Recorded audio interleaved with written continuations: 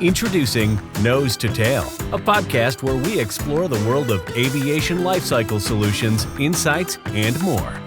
Presented by Jet Midwest. Welcome back to the Nose to Tail podcast. I'm Patrick Kraus, COO of Jet Midwest. I'm here with Jonathan. How you doing, Jonathan? Doing well. How about yourself? I'm fantastic. You know, it's been a great show so far. I'm super excited, and we're here on a beautiful aviation day, and I think there's a lot of aviation passion going on in this building. Want to kind of start with an origin story, but maybe do this a little differently in your circumstances. I'd really like you to talk about the origin story of the company you're working for. Tell us a little bit about it, and then how did you get brought into the fold of that company? I think people would really enjoy the story. Yeah, absolutely. So I work for Air Quality Aviation. We're out of Miami Lakes, Florida. The company was established in 1999 by Luis Cordero and Wilson Pinedos. Both of them had worked in the aviation industry for about 15 plus years each. And they got together and really saw an opportunity to start a 145 down in Miami. They got together, they started the company just off the idea of that they can do it better. Not so much the repair or the technical side of it, but just the customer service and understanding the pain points of their customers. So Wilson and Lewis started Air Quality Aviation, and they really haven't looked back since then. Nice. So tell me a little bit about your journey and how you got to become part of that team. Absolutely. So Lewis is actually my fault. So when I graduated college back in 2016, he brought me into the business. He brought me in with the hopes that I would stick around. So I started in shipping and receiving. Started opening parts, opening work orders, kind of going through the whole process, and eventually started making my way out to the warehouse to help the technicians actually disassembling the landing gears. So hands-on experience with that.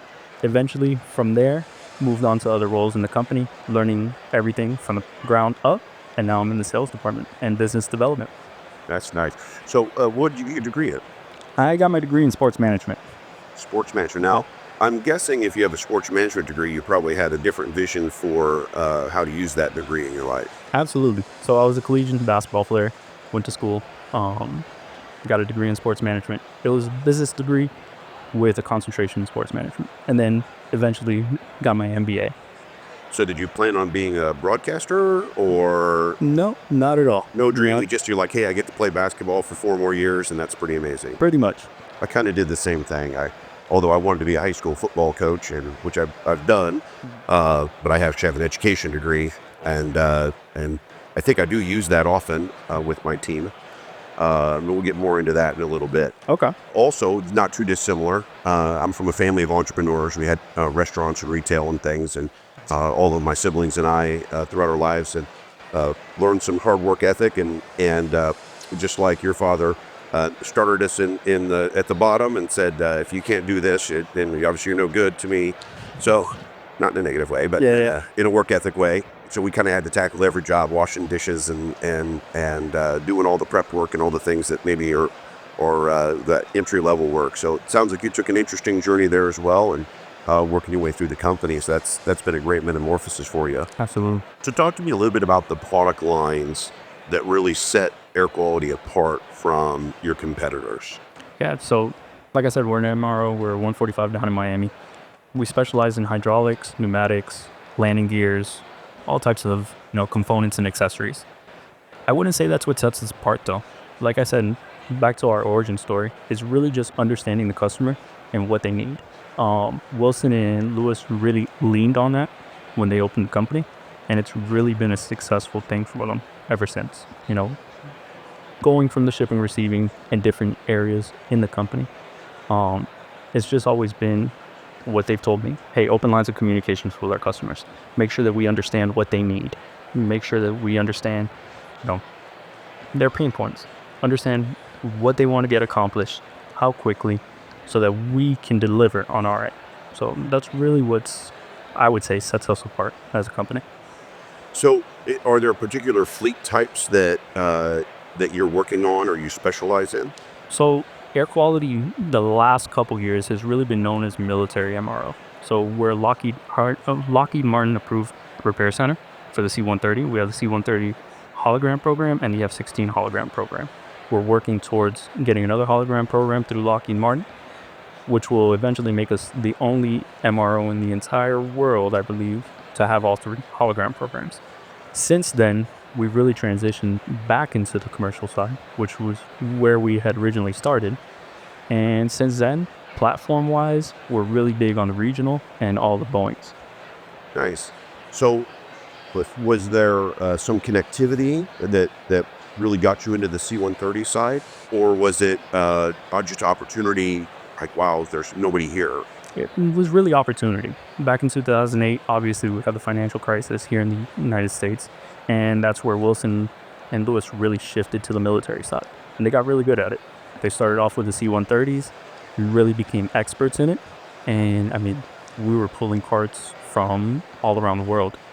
That's where I really started to work on the landing gears, the C-130 landing gears. So, I mean, it was an opportunity for them, and then, as every company, we're evaluating, seeing where we can improve, and we really saw the opportunity to get back into the commercial market, and that's what we've been doing since. Maybe with some intent, we've always avoided getting involved with military parts and some of those challenges because, frankly, we didn't understand them. Yeah. So if you could describe for our listeners maybe, what is the nuanced difference between dealing with a C-130 customer base or even a product type and dealing with that commercial product type and customer?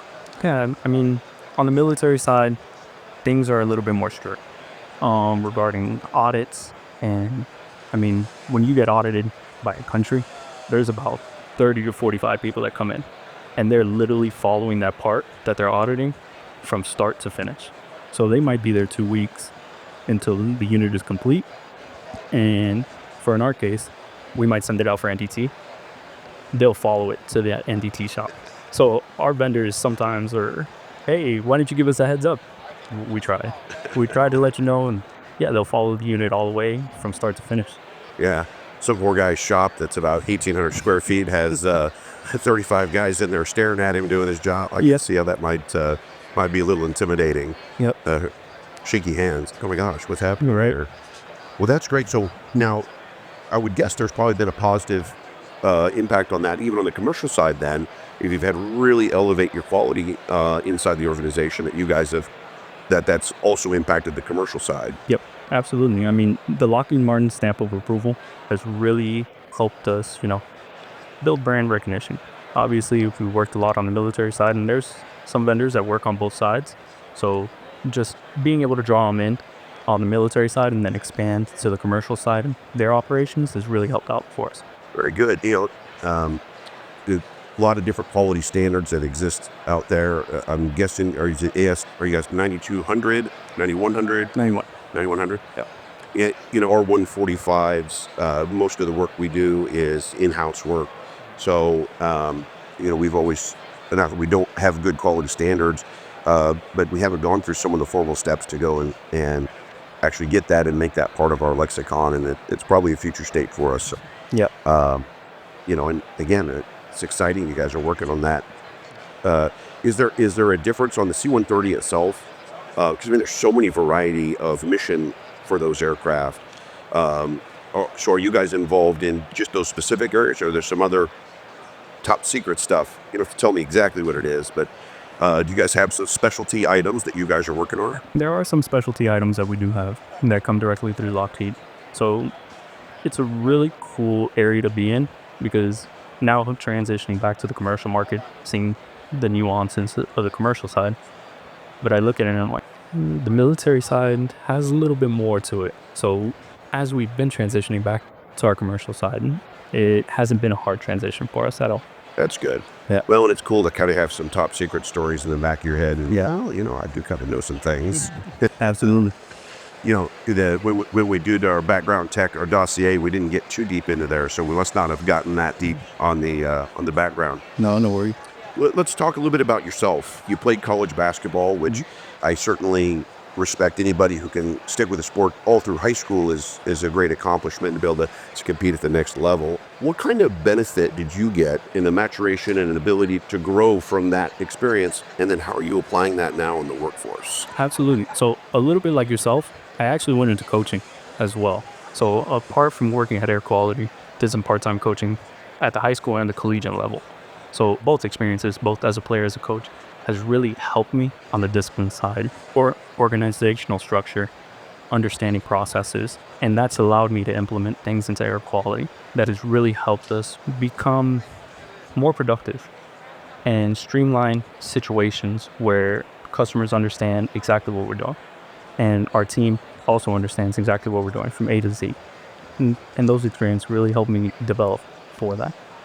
Do you ever find yourself in the middle of a meeting with your guys, go, all right, time out, everybody good, or huddle up? And Sometimes. I find myself doing it sometimes too. Got to regroup sometimes. Yeah, and honestly, it's sometimes better done in person. Yes. It's better to say, everybody come out of your offices, we're just going to stand here in a circle and we're going to figure this out. Absolutely. Yeah, that's great.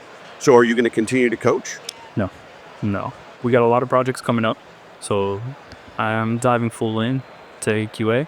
I have been the last 3 years, so it was fun. It was a great experience, but the aviation industry is ever evolving. So if you're not staying on top of things, you get left behind.